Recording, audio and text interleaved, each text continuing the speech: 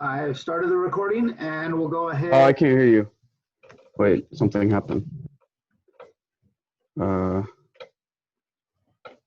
don't know. I think it might be on your end. I'll double check. I'm showing that everything is working. I don't know why it's. Oh, I can hear you. I can hear you better now. Yeah. Okay. Yeah, I didn't change anything on my end. I don't know what it was. I must have. That's okay. All right. So to start with, I'm going to give a brief introduction to you and what this video and meeting is a little bit about. And then we're going to go ahead and I'll ask you a few questions. Does that sound good? Yep. Okay. So my name is Benjamin Allred. I am an owner of Service Centrum, a nonprofit run out of Salt Lake City, Utah. And right now, Vlad is a young man, age 21, that I happened to run into last Saturday as I was taking a trip from St. George to Salt Lake to take care of a couple of things there. Now, the basic concept of this is Vlad had a vehicle that burst into flames and burned up last Saturday. And my wife and I were the first ones on the scene. We happened to come up over a hill, see his vehicle on fire, pull off to the side, and within a couple of minutes, probably within a minute, we had 4 other cars that had also pulled over. With a number of people, myself and 2 other men ran up to the car, kind of helped to get things under control, got some fire extinguishers, got the fire down to where it was under control as much as possible, took his belongings out of the vehicle. Vlad was moving from California to Colorado. And once we got the stuff out of the car, by that point, the fire had again gotten out of control and pretty much burned up the rest of the car. I'm going to go into a little bit of my personal beliefs for just a moment, from my side of this story, before we go into the questions. So that morning, my wife had really felt strongly that we needed to leave. I had had a test the previous night that went until about 2 a.m., a big test that I worked through. So at 9 o'clock, my wife woke me up and said, Ben, I just have a feeling we need to leave. We need to get out of here, get on our way to Salt Lake, let's go. So I got up, we left pretty quickly after that, and we're on our way. And as we came up over this hill and saw this car on fire and pulled off to the side and came back, after we kind of got things under control and we got his things out of the car, I started talking to Vlad, the young man right here. And basically, I had a strong feeling that I really needed to help out and see what I could do. So I offered to drive him with us and the rest of his things to Salt Lake. We were going to pick up a few things, so we had an empty van, which was also kind of a coincidence, that we could put all of his things in and get him to Salt Lake, where we could then get him a rental car and get him on his way back to Colorado.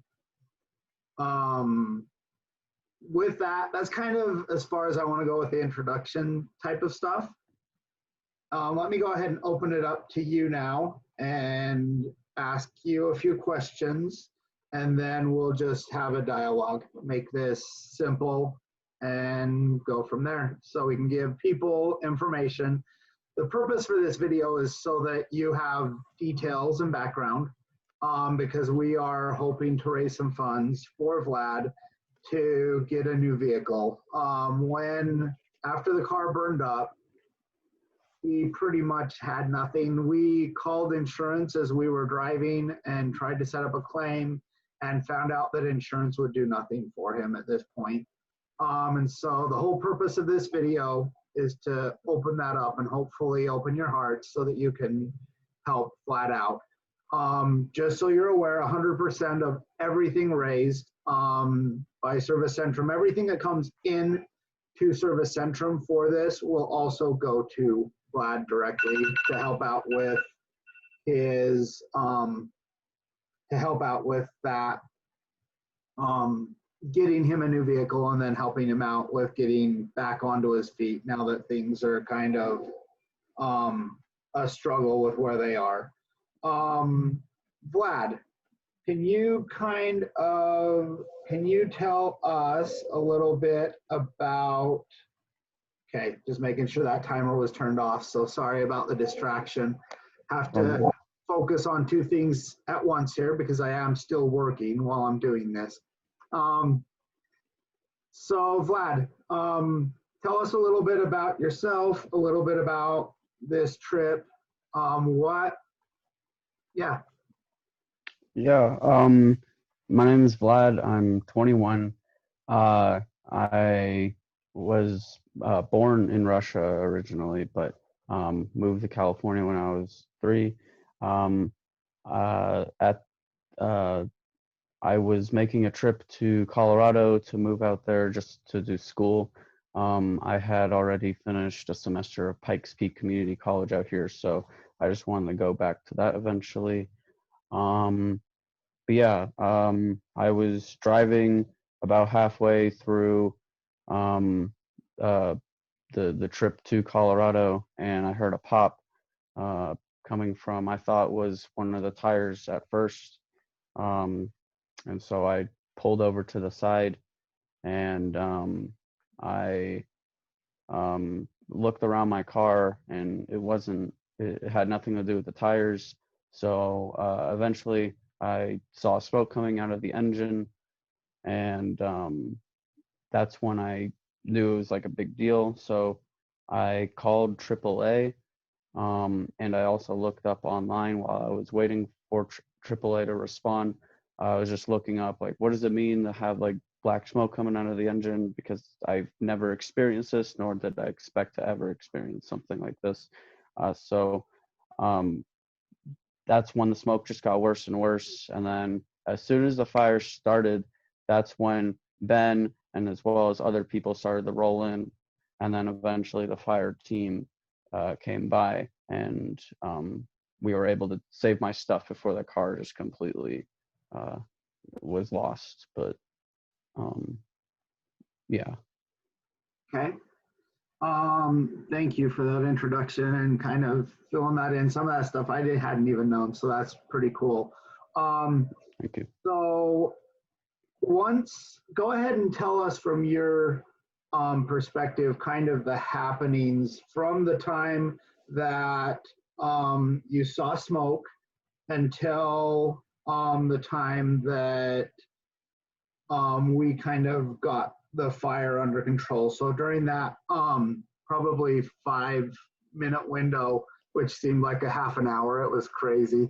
But tell us kind of from your perspective what that was like.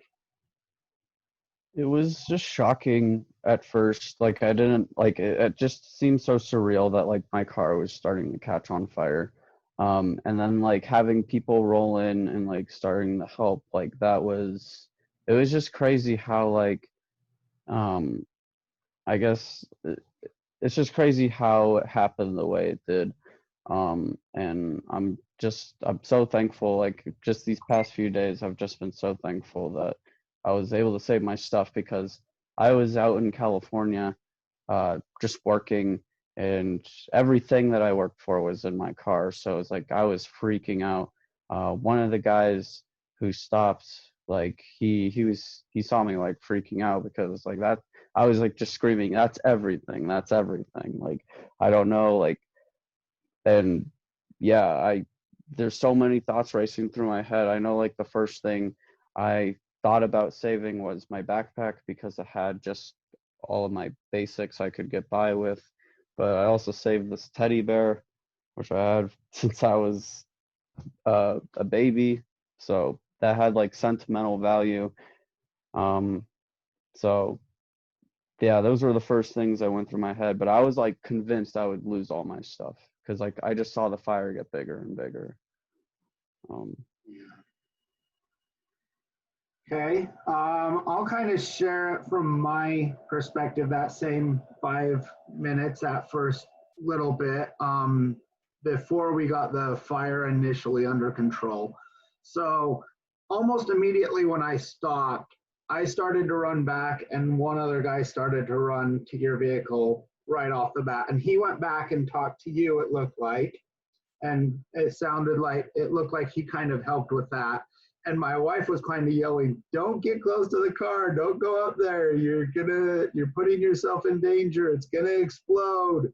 um, all of these kinds of things that, I mean, you'd imagine needed, anybody would think, at that kind of a situation. And so, um, but I just knew that we had to be able to do something. So I went and got a couple of people and talked to them and got them to call 911. And we had 911 on the phone up with the other 3 cars that were by us. So there was, I didn't even think to call 911. Like it was that was just if fine. people didn't We were stop, it would have just kind been of gone. things under control, which was okay. But we called 911 and had them on the phone all the time until the police and the fire showed up. And that's what my wife and this other guy's wife who was there with us. And then there was this truck that parked across the freeway that also came and helped. So as soon as they came, he talked to you for probably a minute while we kind of got that side of things going.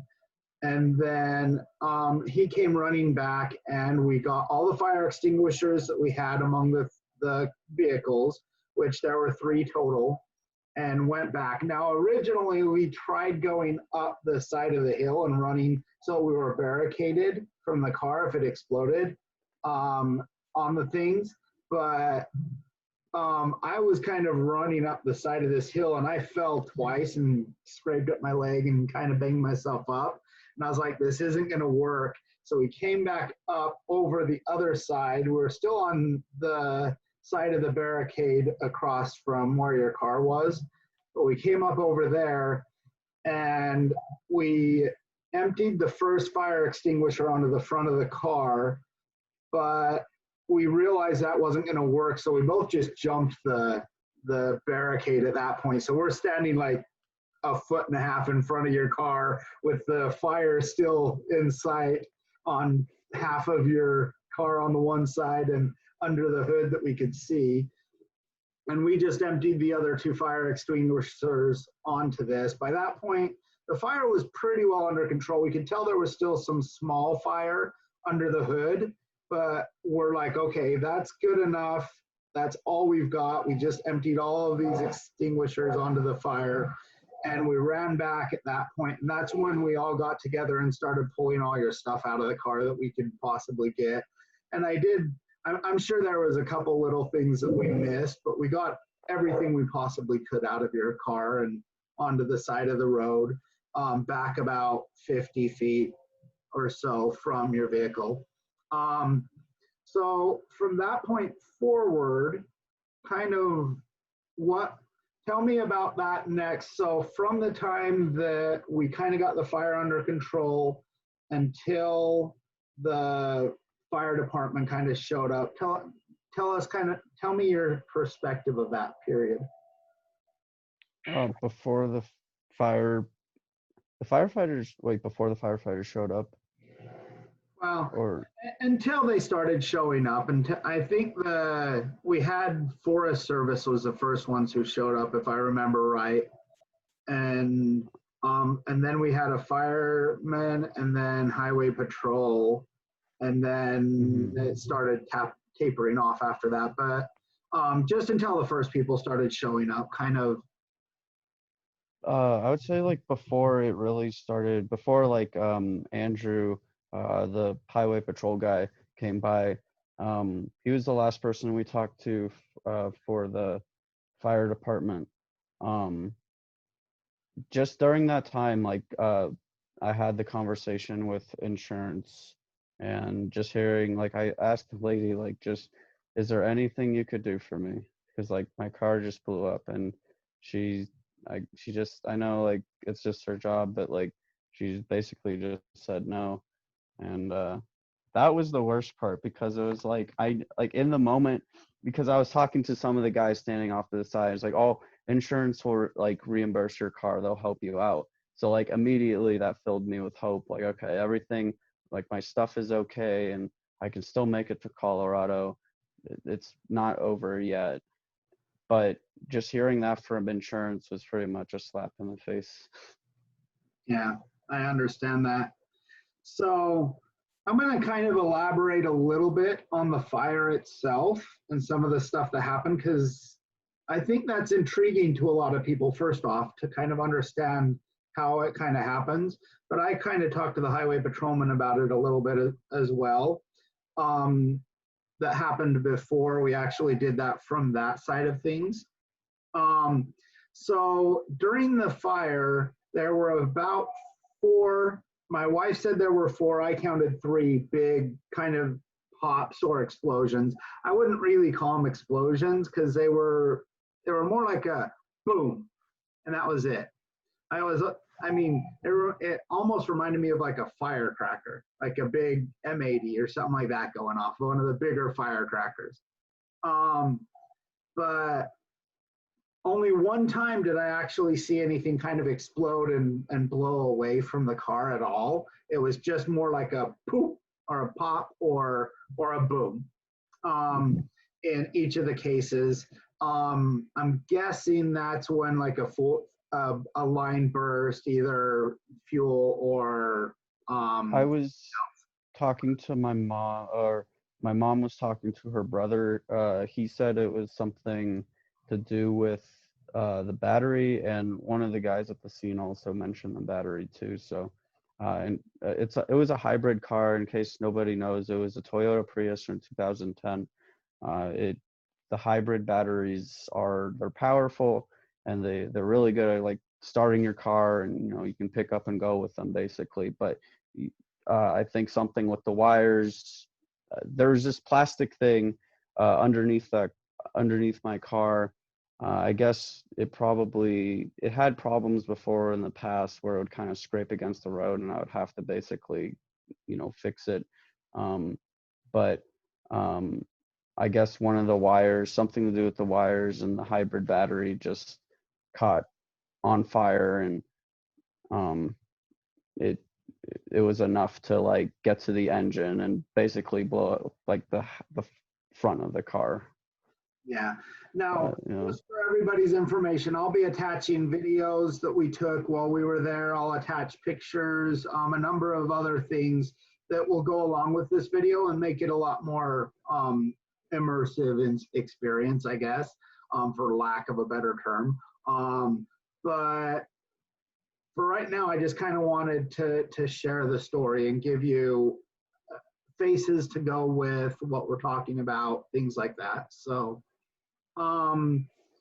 yeah, so to me, it was kind of baffling that the car didn't explode. You see that in the movies all the time. The cars explode. I thought it was going to. Yeah.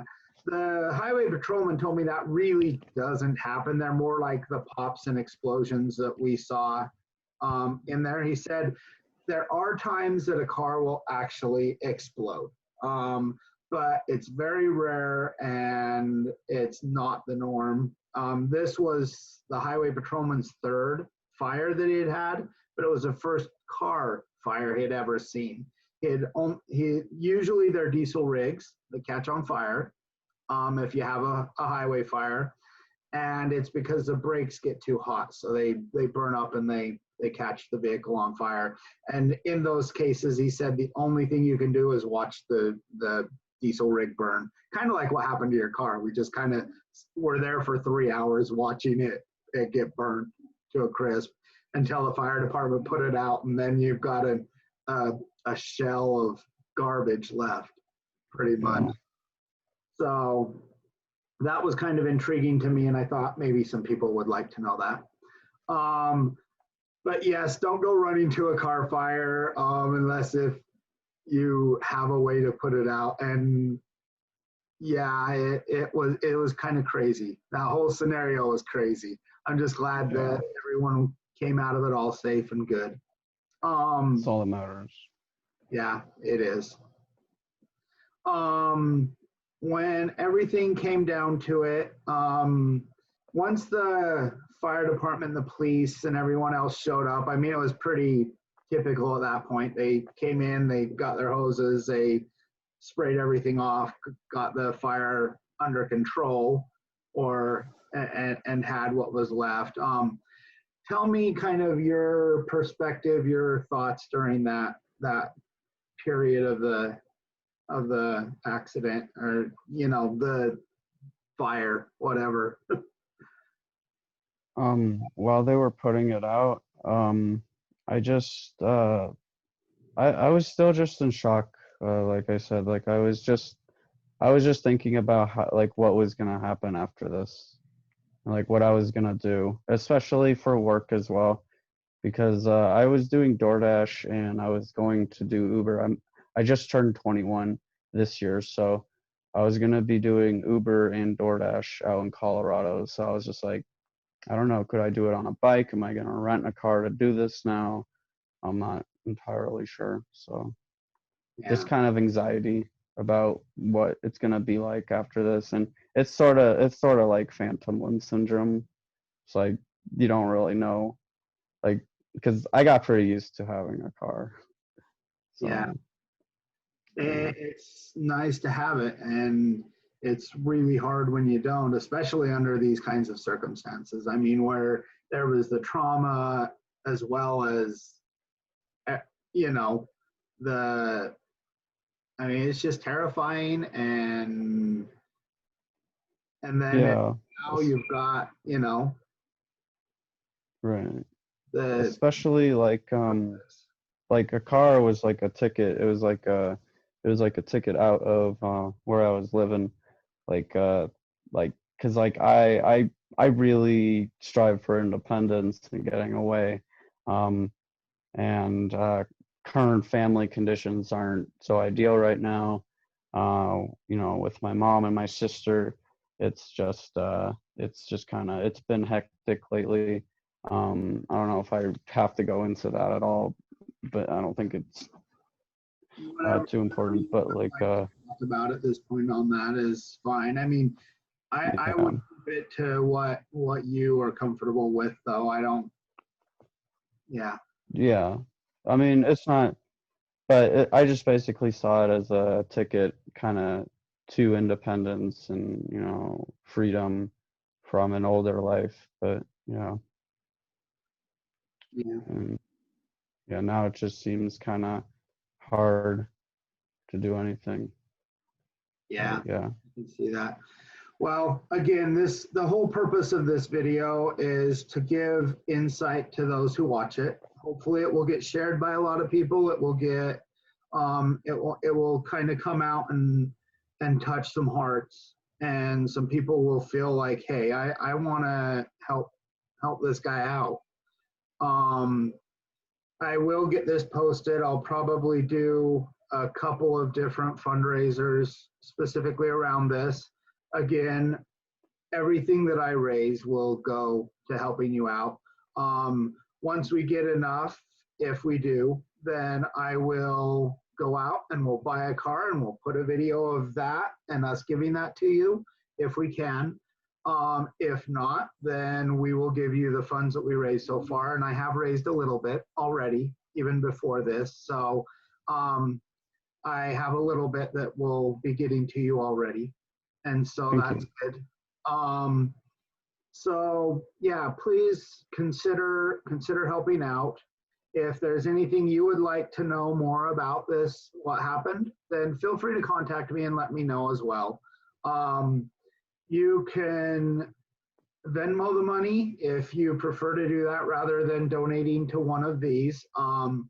and that will go into my nonprofit's Venmo account, which is ampersand Benjamin dash Allred dash 2, which is the spelling of my name as you can see it on this video, and then with dashes in between and a 2, the number 2 at the end.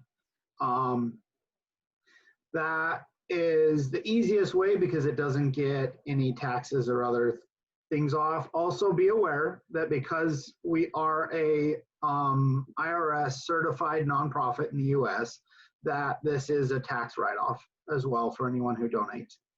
So Vlad, is there anything else that you would like to share with everybody? I do have a few more things I'll share at the end as well.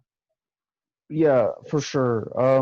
Like, although it's like, I think it's just amazing how people stop to help. I mean, maybe these past few months, I haven't had like the best perspective. Like, I've always kind of assumed like people, you know, were just maybe, I don't know. I didn't assume like people would.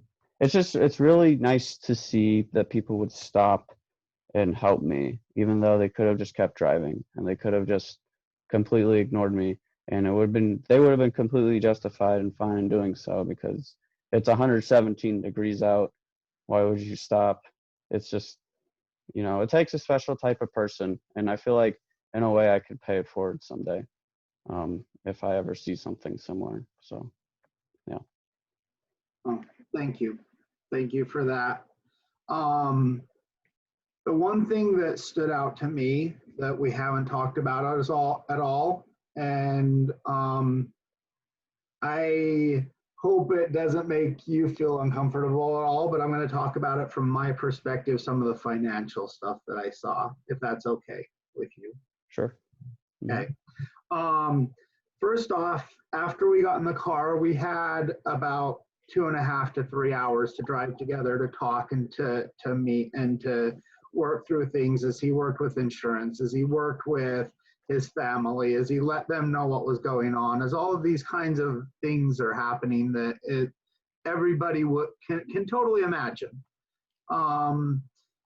So we started to try to get a rental car because we realized that was the best chance he had of getting back to Colorado.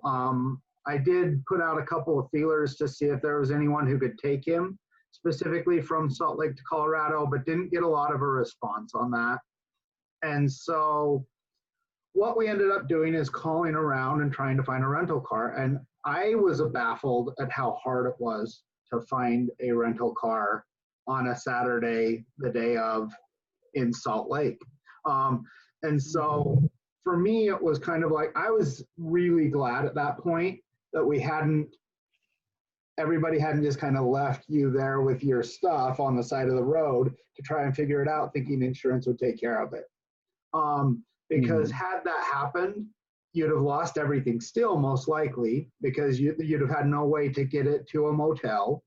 The insurance didn't give a rental car or anything else for this, so you literally had no way to do any of that, from my perspective. And tell me if I'm wrong on this, but that was kind of. There's so much stuff too. Like, it's crazy. You guys had a minivan with you. Like, it wouldn't have been able to fit in like any other car, I think. Yeah, it was pretty crazy. It literally filled our van, and we had all the seats out because the whole purpose for this trip was to pick things up. So we had a completely empty minivan that luckily enough, the seats laid back in the back so that we could put them back up so that you had a seat to sit in. But the whole scenario was kind of baffling to me on that side as well. I agree. Yeah. So the next thing that I noticed as going back to this financial side of things is, I mean, that just helped out so much. But then trying to find a rental car and how hard it was, there was no way that you would have found a rental car anywhere outside of Salt Lake in Utah that day. I mean, we called how many places do you think you looked at for rental cars as we were driving Uh, period? I'd say like 3 or 4 different places that were like they were pretty good, like with high ratings too. Like there were like 3 or 4 different places, and they weren't available. It was like the 5th of September. I remember it was like there's nothing available. Um, yeah, they were pretty popular too. So we had to go to the airport. That was the only realistic way. Yeah, and that's what we ended up doing is going to the airport, like you said. That was the only place in all of Salt Lake that we could find a rental car. So we had to go And up. the only one, it was the only one that would allow me to drop it off in Colorado Springs. The others would have required me to drive back and return it to them. Yeah, that was good too, for sure. Because that would have been a whole nother nightmare in that case. For sure. Uh, I never even thought of that side of it, of that turnaround on the rental car. But yeah, I'm going to go a little deeper into this as well. Um, just because I think this is important. It stood out to me, and I think it will stand out to others as well. When we got to the rental car place, we stood in line for what, probably half hour, would you say? Yeah. So we paid for parking, got there, went and got the car, waited for about a half an hour for park to get through, and then we got up to the front, and I kind of watched as Vlad. He has a couple of credit cards he tried to use to pay for this, and I watched as like time after time after time these declined, and I was going, oh no. And I'm The sorry. people behind us were like, "Oh my I was goodness." like, but I was like, I was feeling so bad at that point. Um, as I watched this happen, and you would go aside and you'd make a call, you'd come back and you'd try it again, it would still decline, and you'd go make another call and come back, and and we're in the middle of some things to where I was like, I really don't have another $175 to just pay for your rental car, because I really kind of wanted to at that point. I'm like, what do I do about this? And I probably would have anyway if it came down to it, and just put it on a credit card or something. But then it came back, and you had it go through, and everything worked out when all was said and done. But to me, it kind of seemed like you're already deep in the mud because of the car and because of everything else, and now you don't even have any space on your credit cards. You don't have any ability to really pick up and do the rental car. And Actually, I don't know if you know, I but had to text my mom. I actually had to text my mom, and it's amazing. She responded so quickly. I had to get her to transfer a little money because I was just shy of like, I think like $40 or something. So I had to text her really quickly and be like, "Can you please send 40, please, really quickly? I'm in line. I'm waiting." And so she responded. She sent it really fast. So I'm thankful for her for that. good. Yeah, Yeah. so that was one of the things that stood out to me was, I mean, I believe that there is a need here for you, and I believe in what we're trying to accomplish here, and so I wanted to bring that up in the video as well. Um, and it's good to hear your side of that as well. It makes me feel a little bit better, like at least it wasn't you weren't completely out, but at the same time, I mean, you literally spent everything you had left just to get a rental car, plus Yeah. mom had to give you just to be able to get your stuff the rest of the way to Colorado and get yourself back there. And I know you're struggling with rent, it sounds like right now, because of everything that's happened and a couple other things as well. Is that all accurate based on what I've heard and based on our discussion so far? Rent, I no, I'm not. Rent is fine. I found a place to stay. I'm at it right now. It's like a detached garage. It's Yeah, no, I got that squared off. Okay, It's all good. right. Yeah. So But again, anything that can be done to help, I think, is going to be important, though, at this point, just because, I mean, if nothing else, would like to try and get you a replacement car. If not, then we will get you everything we possibly can and see what we can do. I know that one of the people who donated to me was a friend that I went to in high school. She saw the stuff and we started chatting almost immediately. And she asked that same day, is there anything I can do? And so she Venmoed over some cash that I will get to you. thank And you. um, her comment was, as a mother myself, I would really hate to see my son in this situation. And my wife made the same kind of a concept comments a couple of times. She's like, we have a 18-year-old son, just 3 years younger than you. And for us, it would be really hard. I mean, we would hope and pray that if our son was in a similar situation, that someone would help him out, that somebody would be there to do what they could for him. And so I'm hoping as well at this point that other people will see that same thing and be open up their hearts, open up their wallets, and help you out. Thank you. So that's kind of, again, the whole purpose for this video. Is there anything else that you have? Final comments? That was my final stuff. That was a pretty good, yeah, that lays it all out, I think, what happened. So, yeah, I appreciate you taking the time to do this. Like, it means a lot to me. Sure. Yeah, and just thank you to everyone. Thank you. Yeah, I'm just still flabbergasted. All right. Well, I'm going to go ahead and stop recording at this point, and then Thank you, Ben.